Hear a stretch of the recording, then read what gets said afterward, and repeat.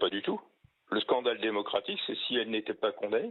C'est-à-dire qu'on est en train de banaliser un délit. On est en train de dire, écoutez, moi je vais lancer un appel à tous les escrocs et tous les voleurs de France et de Navarre, créez votre parti.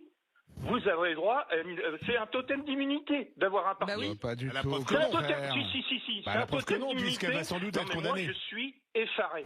Je suis effaré. C'est-à-dire que ce sont des gens qui ont volé c'est du vol, qu'on volé pendant des années, des millions d'euros. C'est-à-dire qu'on veut mettre quoi au gouvernement, à la tête de notre pays, de la France, un pays, la France, on veut mettre des voleurs, des malfrats. C'est ça qu'on veut mettre. Non mais on rigole, c'est-à-dire qu'on fait là on est en train de dire, il y a un OQTF qui vole une pomme, c'est le lynchage, on va le lyncher le pauvre type, là on a plusieurs millions d'euros, non, c'est normal. Non, c'est normal, c'est la démocratie, on a le droit de voler. Non, moi je suis effaré, je sais pas. Et puis Madame Le Pen, écoutez, c'est pas compliqué, ils ont qu'à trouver quelqu'un d'autre. Et puis il y en a un autre qui est tout à fait capable de venir, il s'appelle Éric Zemmour. Mais pas... Alors moi je le rejoins complètement, je ne vois pas pourquoi Marine Le Pen, aujourd'hui, aurait un totem d'immunité judiciaire parce qu'elle est potentielle présidente en 2027. Mais non, jamais de la vie. Je vous le dis moi, si elle n'est pas inéligible, c'est pas grave, elle aura sa peine, etc. Mais si elle était inéligible, je vais pas aller crier au scandale. Vous êtes des malades ou quoi? La meuf, avec son parti, elle est au centre d'un vol massif de plus de 3 millions d'euros sur les 11 dernières années. Et vous allez me dire que ces gens-là, il faut les protéger. Et vous rigolez ou quoi? C'est votre argent qui vole, arrive un moment, détendez-vous. Même si peut-être que sur ce cas-là, c'est pas ton pognon, ce sera ton pognon un moment ou un autre. Moi, je suis désolé, si elle est reconnue coupable et inéligible, ce n'est pas un scandale.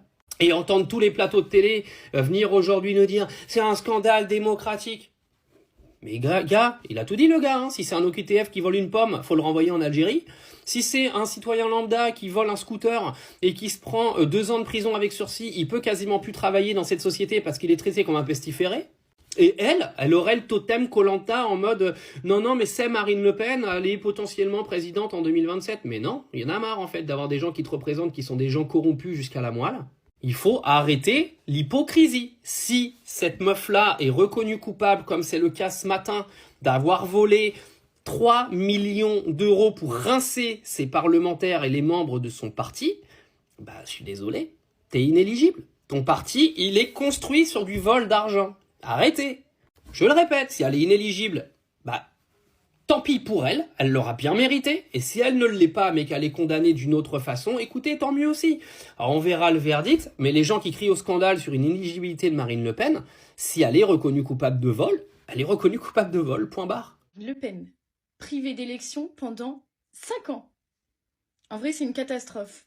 Parce que là, on a des juges qui décident à la place du peuple. Et ça, c'est pas normal. Je vous explique en quelques secondes parce que j'entends tout et n'importe quoi. On a accusé donc le Rassemblement national d'emploi fictif. Quand on entend emploi fictif, on a l'impression que le Rassemblement national a payé des gens qui n'existaient pas. En fait, c'est faux.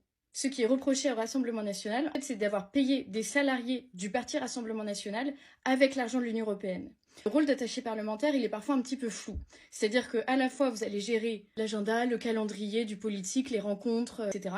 Et vous allez gérer aussi, par exemple, une partie complètement politique, par exemple le discours du politique et ce genre de choses. Et quand vous êtes, en fait, attaché parlementaire d'un cadre du parti, forcément, vous bossez un peu pour le parti. Et c'est sur ce flou total que les juges ont fait tomber Marine Le Pen.